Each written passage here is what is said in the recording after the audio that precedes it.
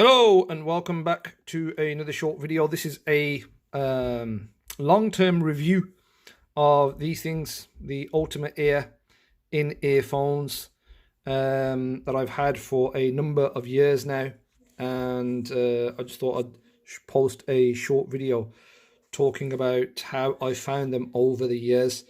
So if you want to know about, or if you're thinking about purchasing some Ultimate Ear in-ear plugs, then stick around and I'll tell you what I think. Okay, so I bought these in 2017 and I purchased these from the bike show at the NEC in Birmingham. Now I've had them for about 4 or 5 years, but continual usage, I've probably only used them for about 12 months on the trot. When I kind of add up all the times that I've used them. I don't use them regularly. I only use them for long distance journeys. So if I'm out either on the motorway or I'm touring across Europe, that's the only time I use them. Otherwise, I've got the foam plugs that I stick into my ear. And for those of you who may not know, the way that these work is that there's a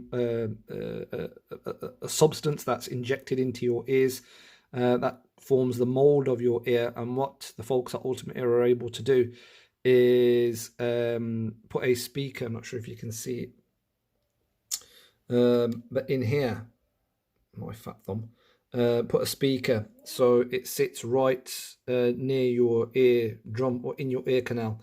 So you get noise reduction from this part, and you get the speaker sound from this part, and this connects to whatever device you want it to connect to. And there's another video that I've put up around how I connected it to my Interfone. So I had connectivity to my sat nav and my phone and all of that kind of stuff. Now, generally speaking, when they first arrived, I've got to say, they arrived in this box here, which is, a kind of a semi-hard case to protect the earphones.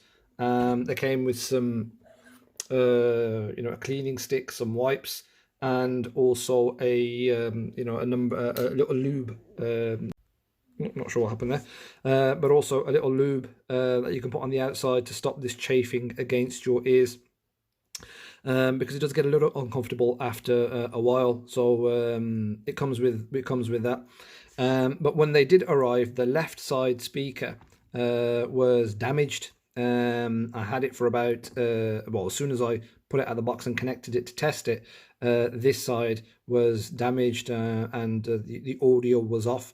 So I sent them back, and they took about another 2 weeks, I think it was, to get it sorted. It took 6 weeks to actually get them. Then when they arrived, this side was damaged, had to send it back. And they managed to fix it, but it took another 2 weeks, and they said that it looked as though the speaker had been damaged in transit. So they fixed it. And for the 12 months that I've used them, out of the 4 years, roughly the 12 months that I've used them, they've been absolutely brilliant in the sense, or as far as clarity of sound, the ability speeds more than 100, 120 mile per hour, to be able to hear, either on comms, your partner, either on your phone, if you're connected via Bluetooth, your helmet, or your Interfone unit, to be able to hear at high speed with clarity. And incidentally, when I put these into my ear, I have them at the lowest setting in terms of volume, because they're sitting right in your ear canal, right next to your drum, and the clarity is brilliant. And if you need to pop it up, you can a little bit.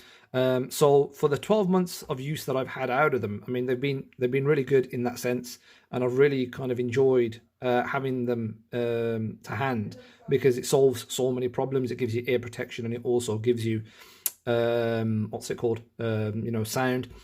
Now, that being said, I paid £180 for these, which isn't cheap, and okay, I've had them for 4 or 5 years, but I've only used them for 12 months. So the way that I look at it is that I've got £180 it's cost me for 12 months worth of use. Is it worth that amount of money? And this is where I think the product falls down a little bit now. So on my most recent trip last year to Spain, sorry, not Spain, to Italy, this started to happen, and you can see that the cable has become split. Well, the cable has split and it's exposed the wire on the inside, and this runs the length from there all the way down, and also on the other side as well, on both sides. And I was halfway through my trip when I noticed that, and I had to, you can probably see it's a little bit kind of tacky. I had to cover it up with insulation tape to make sure that the wire inside didn't break, and I still had connectivity to my ear plugs or my speakers inside. Now, incidentally, the one on the left doesn't work anymore. I don't know whether or not that's a problem again with the speaker. I don't know whether or not it's a problem with the wire that connects to the speaker. I genuinely don't know. But when I got back from Italy, and I'd done my Euro trip, I sent them back to Ultimate Ear. Now, Ultimate Ear advertised these as fully serviceable. They say that they're able to fully service them. They could take things apart, put them back together again, not a problem. And I phoned them up. I said to them, I've got a problem with my speakers, speaker on this side and the cable. Can you sort it out? And they go, yep. We'll have a look at it, send it in. We'll charge about 35 or 40 pounds for an assessment fee, but then when we repair them, we'll take that off the overall bill. And I thought, fine, sent them back, paid 180 quid for them, sent them back.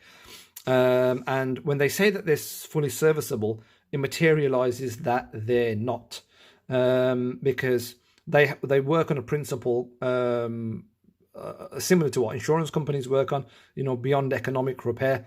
Now, for me, when they say it's fully serviceable, I expect it to be fully serviceable at the point of sale. When they say that, we can take out speakers and change cables and all that kind of stuff, that's what I expect. I don't expect there to be a cost associated with that is more or equivalent to the cost of purchasing a new set, which is what it became. So what they were saying to me was that the cost to change this cable and to repair that speaker it wouldn't be economically viable to do that. You're better off buying a new set of earplugs. And I thought, wow, you've advertised these as fully serviceable, which in my mind suggests that you should be able to, with relative ease, take the speaker out of that. But it materializes that they can't. It materializes that they need to break this mold down. Speaking to the guy at Ultimate Ear, they need to break this mold, put a new speaker in and remold it, which is where the cost is. And the cable, I genuinely don't know why that costs so much, but I've paid £180 for these. So, a speaker, a mold and a cable is costing there or thereabouts 180 quid, which makes you wonder, why the bloody hell do they sell them as fully serviceable, and why is the cost of repair so much? So that's a question that I'd put to Ultimate Ear. Folks, why is that the case? And what they suggested was, what you might want to do is purchase a new set. And part of me was thinking, well, hold on, I've paid £180 for these, and to be honest with you, when I pay that kind of money, I'm not expecting to purchase a new set every couple of 3 years. For me, it's a lifetime product. I think to myself that I've paid almost 200 quid for a set of in-ear plugs. I expect them to last. Why would I want to spend another £180 on a set of earplugs when the first set have failed me, and you've not been able to repair the first set, even though you've advertised them as fully serviceable? That was number one. And then the other thing that really let the guys down, was, so I sent these off, and the guys had a look at them, and they said, at Ultimate Air had a look at them, and they said that, right, you know what, we can repair them, but it's not financially viable, so do you want to take a new set? And I was umming and ahhing, I'm thinking, right, you know what, I'm not going to go anywhere yet, just post them back out to me, and I'll decide what I want to do later on down the line. And I was tempted to buy the Bluetooth set for about 230-40 quid.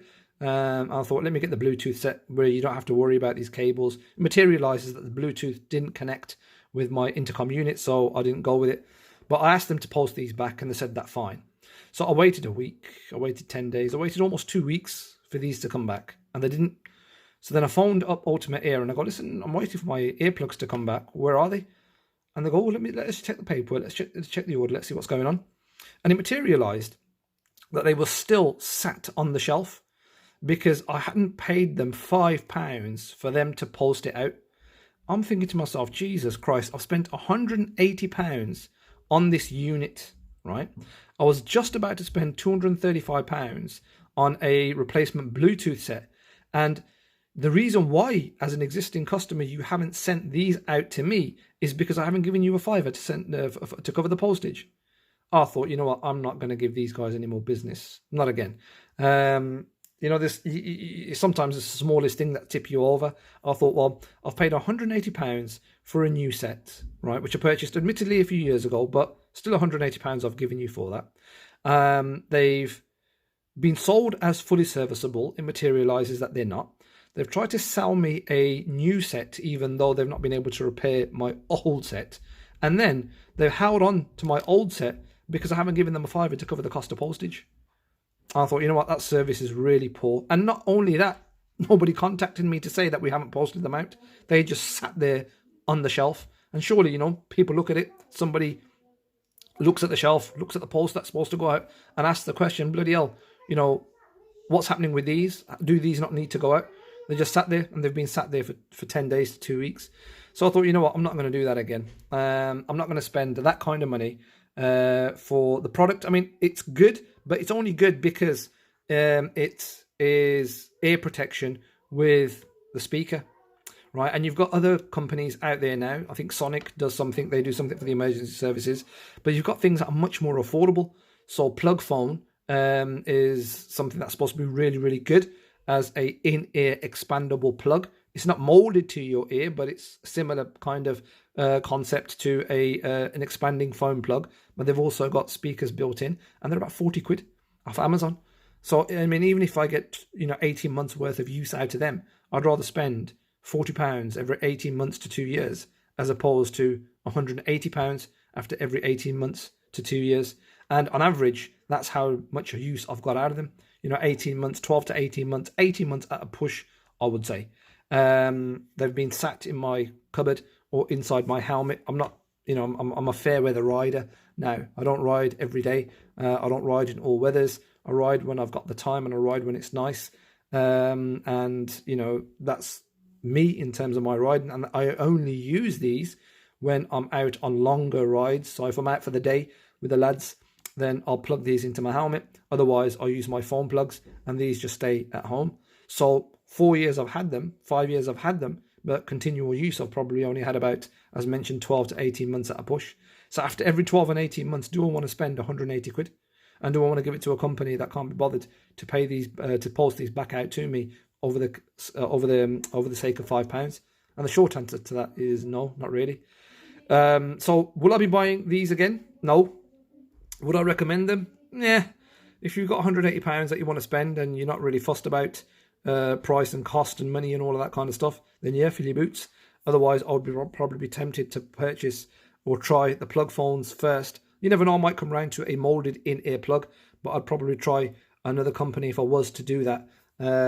Someone like Sonic, as mentioned. But the first port of call for me now is going to be the plug phone to see how these work. Well, firstly, I'm going to take these to a local electrical shop to where I live and see whether or not they can just change this wire. Just change this wire for me and see whether or not they still connect and work. And you can probably see, if I can zoom in there, you see that split there? It's split there, and it kind of runs all the way down. The split down the cable runs all the way down. So yeah, anyway, at the risk of waffling on, folks, that's my long-term review.